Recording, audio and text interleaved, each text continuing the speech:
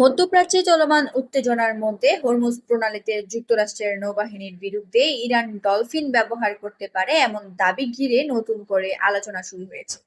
যদিও বিষয়টি এখনো নিশ্চিত নয়, বিভিন্ন আন্তর্জাতিক প্রতিবেদনে এমন সম্ভাবনার কথা উঠে এসেছে।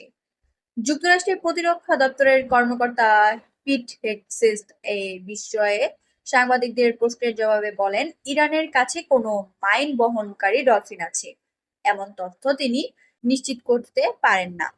একই সঙ্গে তিনি বলেন, যুক্তরাষ্ট্রের এমন ডলফিন আছে কিনা সেটিও তিনি নিশ্চিত বা অস্বীকার করতে চান না। তবে তিনি স্পষ্ট করেন, ইরানের এমন কোনো সক্ষমতা নেই বলে তার ধারণা।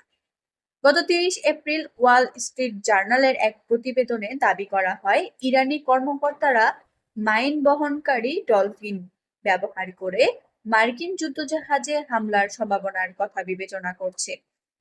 তবে এ বিষয়ে নির্দিষ্ট কোনো প্রমাণ এখনো পাওয়া যায়নি। অন্যদিকে যুক্তরাষ্ট্রের নৌবাহিনী দীর্ঘদিন ধরে সামরিক কাজে ডলফিন ব্যবহার করে আসছে।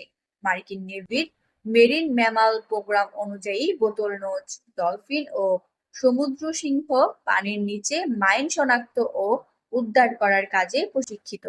তবে এগুলো কোনোভাবেই আত্মঘাতী বা হামলাকারী হিসেবে ব্যবহৃত হয় না।